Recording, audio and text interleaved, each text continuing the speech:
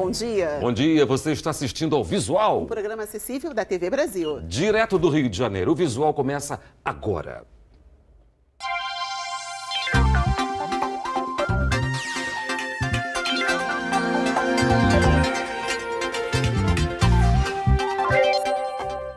Hoje, na nossa série especial Na Contramão do Trânsito, você vai ver que no Rio de Janeiro, quem quiser usar a bicicleta pode ter ajuda de um grupo especializado no assunto.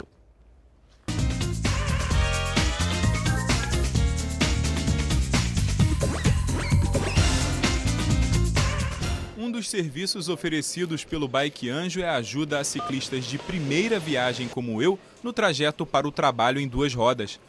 Paulo mora no bairro vizinho e foi contatado por mim pela internet. O site distribui pedidos de auxílio por e-mail para membros da organização mais próximos de quem precisa de ajuda. A maior parte do trajeto eu vou deixar você ir na frente, eu vou ficar atrás te acompanhando, porque aí eu vou fazer sinalizo para os motoristas e vou estar meio que fazendo um isolamento.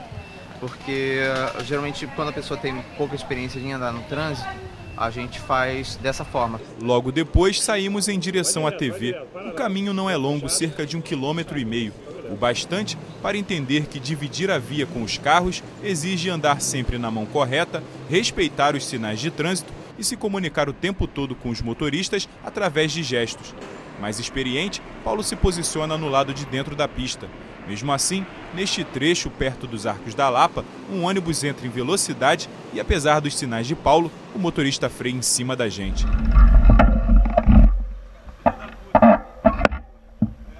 Passado o susto, seguimos com tranquilidade por vias menos movimentadas até o destino final. O importante é sempre manter contato visual, né? Buscar sinalizar suas intenções para que ele entenda o que você está fazendo ali, entendeu? Para a cicloativista Claudileia, que é voluntária da ONG Transporte Ativo, falta informação para muitos motoristas. Foi por isso que ela idealizou um CTB de bolso com dicas para humanizar o trânsito.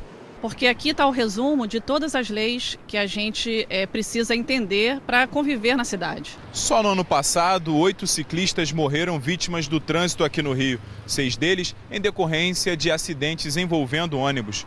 Como medida preventiva, a Federação das Empresas de Transporte de Passageiros do Estado do Rio de Janeiro, FETranspor, tem investido na formação dos motoristas. 4 equipamentos como estes auxiliam instrutores da FETranspor e das empresas de ônibus a simularem os problemas mais comuns do trânsito nas grandes cidades. Aqui, o motorista se familiariza com 70 situações de risco diferentes e é instruído sobre como reagir a cada uma delas. O que falta realmente para o motorista exercer a função da maneira que a gente espera é apenas uma questão de atitude, né? Então, assim, todo curso, além da questão técnica que o equipamento proporciona, ele visa esse desenvolvimento, né? Que é mais uma formação cultural, né? Para que ele possa aperfeiçoar essas práticas dele. Este motorista, que passou pelo curso de aperfeiçoamento, garante que a formação faz diferença. Isso aqui é bom porque a gente se entrosa mais com os companheiros da gente sabe a dificuldade do trânsito e aperfeiçoa mais o modo da gente trabalhar, entendeu? A gente tem mais uns conhecimentos de direção defensiva, de como tratar os passageiros. Mas para esta psicóloga, que é do Conselho Estadual de Trânsito do Rio, os motoristas profissionais não podem ser os únicos responsabilizados por uma situação que é produto da falta de políticas públicas de educação para o trânsito. Código de Trânsito, tá? Ele foi implantado em 98, da educação para o trânsito, da pré-escola ao nível superior. Isso não foi implantado. Em 98, se em 2015, aquelas crianças que começaram a fazer a pré-escola, ou no segundo grau, ou no primeiro grau, tivessem tido a educação para o trânsito, hoje com certeza teríamos um outro condutor. O avião é um dos meios de transporte mais seguros que existem, mas, mesmo assim, muita gente tem medo. O problema é sério, mas tem solução, viu? Terapia e conhecimento sobre o funcionamento das aeronaves ajudam na recuperação total dos passageiros. Hoje existem vários recursos que amenizam o sofrimento de quem tem pânico de voar. Este aplicativo de smartphone é um deles. Mas para o Jason, que precisa viajar profissionalmente com frequência para São Paulo, não tem jeito. Por muitas vezes, ele fez o trajeto de carro. E a saída para controlar o pavor de estar no ar foi buscar uma terapia. O tratamento ajuda a lidar com os sintomas da ansiedade. Já estou voando, mas logo vou voar mais confortável. Só de pensar já fico um pouco suado. Existem técnicas hoje muito eficientes para ela ter o autocontrole, para ter o controle da ansiedade, fazer a gestão do medo. Estudos internacionais mostram que 1/3 da população adulta mundial tem medo de viajar de avião. Segundo o Ibope, este mal afeta 42% dos brasileiros. Os gatilhos, na maioria das vezes, são efeitos psicológicos. Só que eles também podem ser disparados a partir de turbulências ou barulhos simples, como o recolhimento do trem de pouso. Aqui no simulador, o aluno ele consegue ver o que é o voo em fato. É uma coisa que ele na cabine de passageiros ele não consegue ter essa noção. Então aqui dentro ele consegue ver os cheques que são feitos, a maneira que o voo é realizado, a evolução do voo, a possibilidade de pousar com visibilidade reduzida, a possibilidade de pousar gerenciando pequenas crises dentro do cockpit. Então isso mostra para o paciente a segurança que é o voo em si. Ludmila mudou da capital paulista para Curitiba no ano passado. Para visitar a família, ela passava por verdadeiras crises. Agora, com o tratamento terminado e o medo de voar superado, já foi até para a Europa, onde visitou 6 países. Cada vez mais que você conhece, você vê que o avião é seguro, isso vai acabando com o seu medo. E hoje eu não tenho medo mais.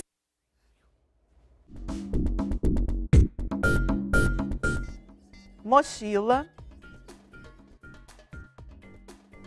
uniforme, estojo,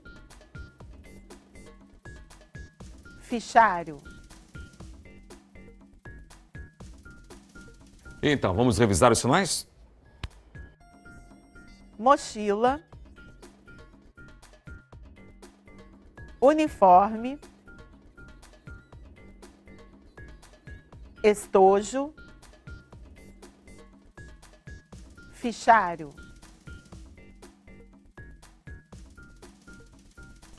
A Cruz Vermelha Brasileira lançou um aplicativo que ensina as pessoas a agir em situação de emergência. São vídeos, listas com passo a passo e perguntas e respostas para ajudar na hora de socorrer uma vítima. Se alguém começar a ter um AVC, como ajudar? O aplicativo traz um vídeo que mostra passo a passo os primeiros socorros enquanto a equipe de emergência não chega, como pedir para a vítima sorrir e erguer os braços. Os vídeos de no máximo 30 segundos mostram dicas para diversos tipos de acidentes, como queimaduras e traumatismos. São ações simples que qualquer um pode fazer. O curso de primeiros socorros também ele é muito importante, ele está disponível na instituição, em todas as nossas unidades de Cruz Vermelha no Brasil. Porém, o aplicativo é uma forma mais fácil de iniciar esse processo. Ele ajuda sim a salvar vidas, ele prepara as pessoas de uma maneira mais simples. Todas essas dicas já estão disponíveis de graça nas lojas de aplicativos de celulares e tablets. Para baixar, basta procurar pelo nome Socorrista Cruz Vermelha Brasileira. Mas atenção, é importante sempre ler as instruções e se orientar antes da emergência. É bom que você esteja com isso já na mente, mais ou menos, basicamente o que se deve fazer, porque se você deixar para fazer isso na hora, né, já tem aquela questão da adrenalina, né, daquele nervosismo para fazer. Na primavera, a natureza fica mais bela e nos presenteia com flores coloridas e perfumadas. Dentre elas estão as orquídeas, que são um espetáculo de cores, formas e aromas. A majestosa planta agrada aos mais diferentes estilos e atrai admiradores. Davi, precisa de certos cuidados. A primavera é uma das 4 estações do ano. Ela ocorre após o inverno e antes do verão, época em que ocorre o florescimento de várias espécies de plantas. Uma das flores que se destacam são as orquídeas, pela sua beleza e delicadeza, que requer alguns cuidados para o seu cultivo. O cuidado básico está na ventilação, né, a temperatura, a adubação, a rega e a luminosidade. Esses 5 fatores são assim, essenciais para que você tenha um cultivo melhor para as orquídeas. Existem cerca de 50 mil espécies de orquídeas no mundo todo, 20 mil encontradas diretamente na natureza e outras 30 mil criadas em laboratório. O período de floração varia de acordo com cada espécie, mas normalmente acontece a cada 4 ou 5 meses, caso a adubação seja realizada corretamente. A orquidófila Sônia Teles explica como deve ser realizada a adubação. Enquanto a orquídea estiver com a flor, você não precisa se preocupar com a adubação, é somente a rega. Mas quando a flor vai embora, aí a gente tem que se fazer essa preocupação, porque quando ela está no habitat delas, a própria natureza já ajuda. Então, quando a gente traz para dentro da nossa casa, a gente tem que ter esse cuidado, que é com a adubação para que estimule a floração, né? Para que a flor volte. Ao contrário do que se imagina, as orquídeas são de fácil cultivo e, se bem cuidadas, podem viver durante décadas. Um presente encantador que denota delicadeza, carinho e dedicação. A luminosidade tem que ser indireta. Para as orquídeas, tudo tem que ser moderado. É a rega, é a adubação, a ventilação, tudo tem que ser moderado. E a luminosidade também é um fator assim, que a gente precisa ser bem observado para que elas não peguem uma luminosidade direta. A luminosidade para elas tem que ser indireta. E o visual está terminando. Muito obrigada pela companhia. Tchau. A gente volta amanhã às 8 em ponto. Tchau para você.